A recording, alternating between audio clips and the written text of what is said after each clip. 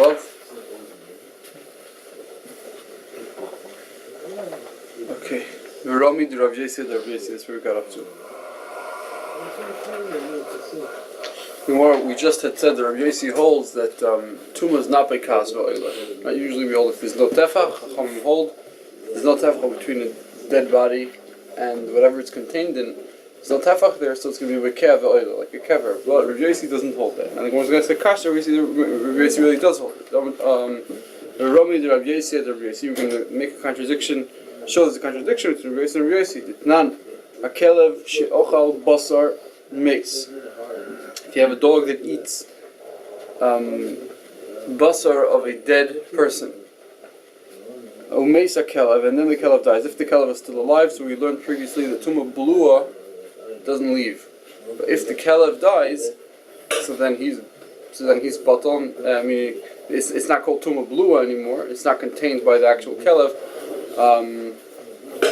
And the question is it mitama or not? We have a four-way machlekes Tanoim, how it could be mitama. Kelev she'ochal basar meis umeisa kelev. The kelev dies, so now in it has basar hameis. It has basar that's tomei tumas meis. Umutal alay skufa.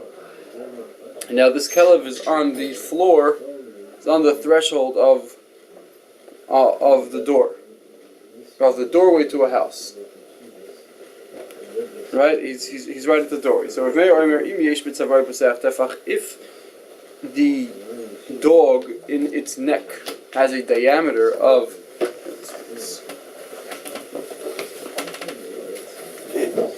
if it has a diameter of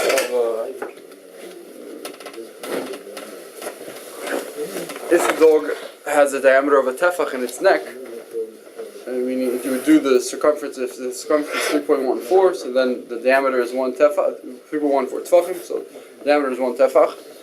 So then Rabbi Meir says, Im yesh b'zor tefach, so then it's maybe a satuma. If laf ain't maybe satuma, then it actually could bring the tumah in. It needs the savar needs to have a tefach in order for you consider a type of oil in order to bring in the tumah from the kelev into the house. Rabbi Yossi Omer, Royin et satuma. We're missing the words of satuma. We're going to see later that it's very important. Royin et satuma mikeneged hashokuf v'lifnim habayis tameh. We try to be able to evaluate where the tumah is within the dog. The dog swallowed it. Right now the dog is at the opening of the door. If wherever the piece of meat in the dog is, it's past the mashkaif. The mashkaif is the doorpost, right? If it's inside, so then it's going to be tameh. If it's outside, it's not tameh. So Royin is atumah mikeneged hashokuf v'lifnim. If it's within the mashkaif, habayis tameh. Mikeneged hashokuf v'lachutz habayis tahor. Rabbi Elazar says if piv lifnim, he holds it's all dependent where the mouth is. If piv is lifnim, so then habayis is tahor. If the dog's mouth is in the house and its backside is outside of the house, then it's going to be tahor. Why? He's going to explain. However, if piv lachutz, if it's the opposite, habayis tameh. Why pnishetuma yoyzer derech shulov? How would this piece of meat usually leave the dog? He already ate it, so it's going to leave through the rectum, right? So Mela, he sees it also as that's what it's dependent on. It's dependent on where it's facing. Okay. Either way, whether piv is facing inside or the back is facing inside doesn't make a difference. It's always tummy. That's what Yehuda Meseira holds. Okay, so now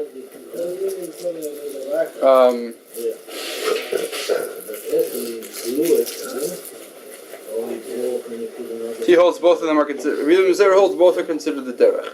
Because sometimes it also throws it up. So either way, whether it's piv or it's the back, it still doesn't make a difference. According to Rabbi Eliyahu Raful, it's tummy. Okay, so now the Gemara is going to focus on Rabbi Yosef's shita in order to ask a shaila, a kasha on what we said before. My love, when Rabbi Yosef says it's shita, and Rabbi Meir first said that only if the dog has in its neck a diameter of a tefach, then it could be maybe the tumah. Then Rabbi Yossi says, how is he relating to Rav Meir's shita? My love, Meaning, Rav Meir holds you have to have a diameter of a tefach. Rabbi Yossi is saying that even if you don't have a diameter of a tefach, right? Even if you don't have a diameter of a tefach, still, if the tumah is within the house, within the mashkoif, then it's tahor. If it's out of the mashkoif, it's tahor. Ushmami no. Tumah tmuna bakas. You see, the Rabbi Yossi holds since it's in the house, it doesn't make a difference. Right? It doesn't make a difference if there's a halal tefach, if there's no halal tefach. If there's a pesach tefach in the tzavar or not. It doesn't make a difference if there's a diameter of a tefach in the neck of the kelev. As long as it's in the house, Rabbi Yossi says, oh, the tumah is bekas v'oila. So you see over here that Rabbi Yossi would hold the tumah is bekas v'oila. Right? So Rav explains, no. What he means to say is Rain is halal atuma katon. He doesn't mean to say Rain. You see, he doesn't say Rain es atuma. Rav sort of sticks in the word. Rain is halal atuma. We see the space of tuma. Rabbi Yossi v'tarti pligi. Rabbi Yossi is really arguing over in two things. The Ka'amar of Rabbi is telling Rabbi like this: the Ka'amar ki yesh b'tzavar b'seach tefach maybe es atuma. When you Rav Meir say that when there is a tzavore pesach tefach, it's maybe satuma, he says anan basa halal azlinu. No, that's not true. We can't go with just pesach tefach. It has to be a halal tefach. It has to be that it's so big that there's an empty space of a tefach in the neck. Meaning, Rav Meir says a statement, Rav Yossi is not coming to be more machmir and say even when there is, Rav Meir says there needs to be a tefach. Even when there's no tefach, if it's inside, it's going to be vaker v'oila. No. He's saying pum vaker.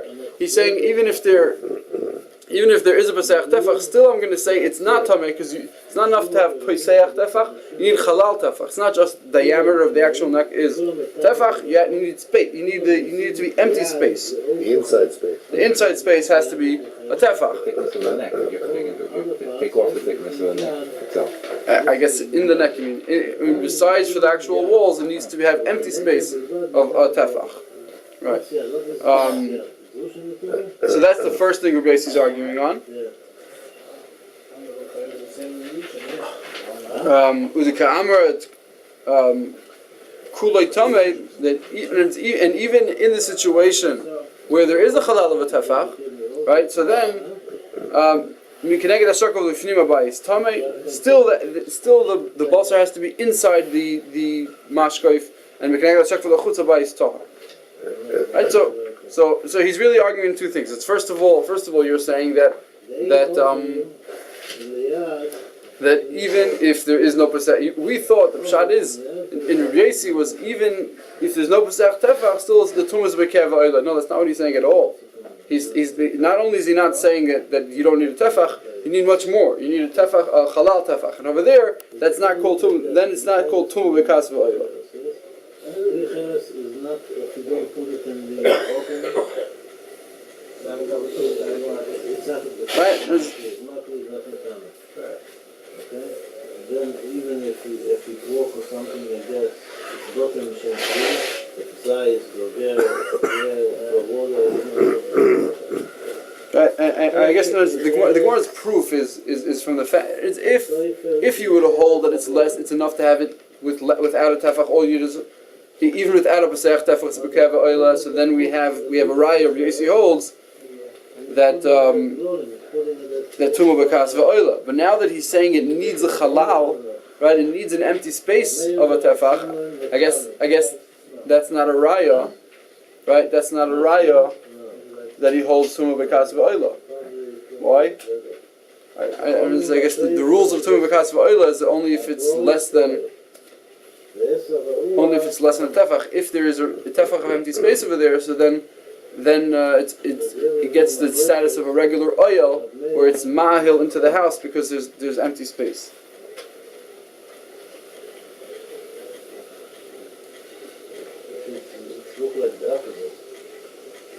Yeah, I guess that's some shot. It's a machlokes what Kolel is. What does the mayor say? Yeah, Rabbi Meir would hold that it's enough just for the tzavar itself to have a tefach. It's called.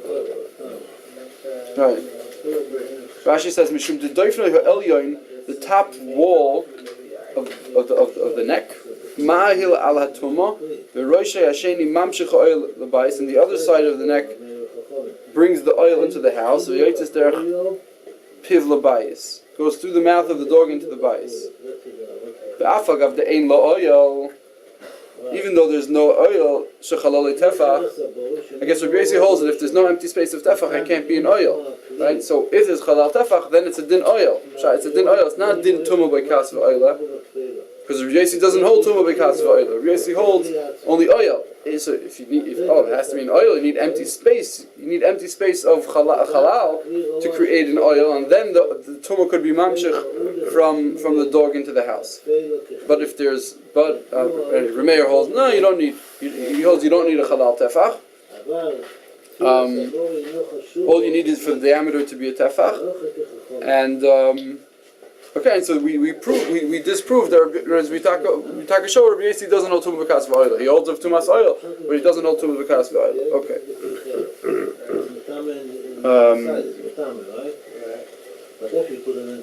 Weiter. Rabbi Acha b'rei derava masna behedya. Rabbi Acha b'rei derava he actually learns in Beferish in the Mishnah. Rabbi Yossi Omer Reinas Chalal Tumah.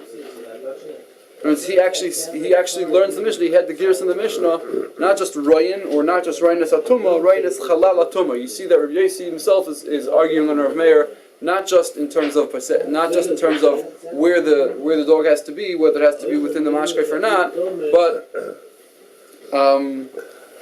but even regarding if the Pesach Tefach needs just the diameter of Tefach or even empty space of Tefach. Okay, one time the Polygalit. Now the Gemara is going back to what we said in the previous stuff. We proved that Rabbi Yossi was the Tana who holds oil and Negiah is the same thing. Right? And we wanted to know who's the Tana. Rabbi Yossi said the Pshat in our Mishnah was, even though it says Negiah means oil, right? So we had to find the Tana, and it was Rabbi Yossi who held that he calls Negiah oil, right? So he calls oil Negiah, right? In the case of Tarvad, in the case of if you have a spoonful of rekav of ashes from the decomposed dead body, right? It says if you're ma'ahil on it. Sorry, if it says if you're negeya, you're tamei. In fact, the Gemara, how can say you're tamei? How you can be negeya? You can't be negeya and everything, right? The Gemara says okay, it's talking about oil. It means oil. So you see, negeya means oil, right? So that's Rabbi Yossi. But in the previous parsha the Gemara had brought, it said that negeya and oil is mitzvah.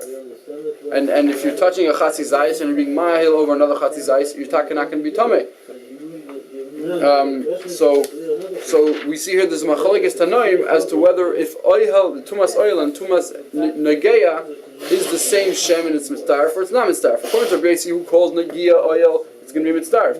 Now the Gemara wants to know who's that other Tana that we brought the brayso that says it's not mitzdarf. So one Tana the Polygalei, who's the Tana that argues on Rabbi Yossi? Rabbi Shimonu, the Tana Rabbi Shimonu, Mirashol tumas parshas ben ameis. There are three types of tumah that are parish min ameis. That shtaim of them b'chol achas, meaning there's three ways you can do mitamet. There's masa, there's maga, and there's oil. Right now, there's three types of things that come from a mace. That two of these qualities, maga, masa, or oil, are in each three of them. Ushlishis, and the third quality is ein bahem. It doesn't have, meaning it switches off. The Gemara is going to explain it. The Elohim, Meloi Tarvad Rekav. If you have a spoonful of the Rekav, the decomposed body, the Etzem Kisoira, if you have a piece of bone the size of a barley, the Goylel, the Doifek. Goyel is the top of the grave, and Doifek are the walls of the grave. So now there are many things that are mitama in a dead body. They come out of a dead body, but these and those things are all mitama. B'maga, b'masa, and b'oil, right? Let's say you have the bone structure, the shidra, or you have a goyel. You have the different things Rashi explains, or kazais basar, vada etz mitame b'maga, b'masa, b'oil. But these three things that we just read, tarvad, rekav, etzem kisar, and goyel v'doifek, they only have two ways to be mekabel tumah, and the other thing not, and it all switches off. Like we're going to say, tarvad rekav. If you have this spoonful of rekav, it's mitama b'masa uve'oil ve'ena mitama b'maga. It's not going to be mitama b'maga. Why? Because if you touch, like we said, if you touch it, you can't touch the whole thing. Ve'echon magoi, and meaning and how will it be mitame b'maga? Imachas mehen with the other ones, meaning with one of the other things in this list. This is not going to be mitame b'maga. Meloi tavad rakav is not mitame b'maga. It's only going to be mitame b'masa and oyel. And heichan magoi, where will something be mitame tumas maga, tumas nageya? That's in the other things, in goylel v'doifik and etzem kisayir. Etzem kisayir, that's the next thing on our list, is mitame b'masa uv'maga. But it's ain't mitame b'oil. And etzem kisayir is not mitame b'oil. Ve'echan aloi, and when would it be mitame b'oil? Imachas man, if it's together with the other ones, right? It's only the other ones that are mitame b'oil. This is not mitame b'oil. Goyel v'doifek are mitame b'mago v'oil ve'ein mitame b'masa. Those things are not mitame b'masa. Ve'echan masoi imach. And where would you be mitame? Where would it be mitame b'masa? Ve'echan masoi imachas man with one of the other ones. But it itself isn't mitame b'masa, right? So you have all these three things that have 2 out of 3, right? They have 2 out of 3 ways of becoming tameh. Between maga, masa, and tum, and it all switches off, right? So, either way, you see from here that he says it's eina mitama b'maga. Right? Rabbi Yossi said that it's mitama b'maga, b'masa, uva'oyel, right? And Rabbi Yossi, we said Rabbi Yossi holds that even though it's a lower oil, if it's an oil within a tefach, he's calling that maga, right? And over here, we're saying it's not mitama b'maga. So that's the Beferish Machlekes. Rabbi Yossi in the previous brayso on the previous daf, he said it is mitama b'maga, and over here we're saying it's not that the tarvad rekav is not mitama b'maga. Right, so obviously there's a machlokes going on over here, and even though back then when Rabbi Yossi said that it's mitame b'maga, he meant a type of oil, right? Over here, Rabbi Shimon doesn't hold that. Rabbi Shimon says it's not mitame b'maga. It sounds like there's a machlokes. So you see, Rabbi Shimon is the chulin. Okay, weiter. Kulis nevela v'kulis hasheretz. Tan Rabbanan b'nivlosa v'loy b'kulis stuma. Only in a real nevela is matama, but not with a bone that's fully sealed. Maybe you might think even if you made a hole in it, tamad loymar negeya yitma. If you can touch it, you're tamei. Es she'efshar liga tamei v'eshe'i efshar liga tahar. If you could touch it, it's tamei. If it's efshar liga, it's tahar. And even if it's a small hole, the Gemara is going to say later on, you could touch it with a hair. If you have a hair on you and the hair goes into the hole, so as long as it's kachut asayir, you can still get to the marrow inside, and therefore it's going to be tamei if there's a hole. He says if you have a nevela in its or, right, an or is a shomer, just like an etzem is a shomer, right? So if you're telling me that there needs to be a hole in the etzem in order for the thing to be mitame, so then or also, or be'or lo titame, it shouldn't be mitame. Where it says no, what are you talking about? Go, you'll see how many holes there are in the skin. It's not a full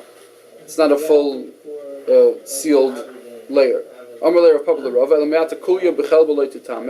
too, if you have a kloyus, if you have kidneys, let's say you have a kidney that's tamei, like maybe of a dead body or of a nevela, but it's enclosed, it's encased in chaylev, and chaylev is not metame. So the chaylev should be again a shomer, and if it's fully encased, so then it should be contained inside, just like an etzem without a hole in it. Where it says tachazi kama chutin nimshachin. No, you'll see how much pieces of meat, the strings of meat come out of the kulya into the chaylev. So you see that there obviously are. I guess it goes through the chaylev. So you see that there are holes in the chaylev. Don't think that it's fully sealed. Let's say you have a bone and you're mechashiv, you wanted to make a hole, but you didn't make a hole yet. What would it then be? Because you didn't actually make a hole in it, it's mechusar maisa, and therefore it's not tamei. Or maybe not. Hadar pashta mechusar nekiva is lav ki mechusar maisa dami. So therefore, it sounds like if chishev, it would be. All you need to do is be mechashiv to be noikivid, and then already the tumah comes. But some change the girsa that it's exactly the opposite. That it is kimchus ha'maisa dami, and therefore it's mechus ha'maisa. You didn't do it yet, so you needed to actually have a hole for the tumah to be there. Okay, let's listen. Yeah, beitzas hasheretz. If you have the egg of a sheretz, hamrukemes, it already formed the inside the chick, whatever the chick of the sheretz has already formed. It's tahor. Nikva, however, if there's a hole in the shell, nikva kosher tame. It's tame. I guess it's considered dead. It's not even alive yet. It's obviously going to die if there's a hole, right? But so beitzas amrukemes, if it already formed to tahora. However, nikva kosher tame. Achbar shechetzi basa v'chetzi adam. If you have a type of rat that was half, body and half mud. That was this barrier. Yeah, it's a very interesting type of zach. The Rambam even says, "Oh, it's mefursum," and I've seen it in the books, and they all talk about it.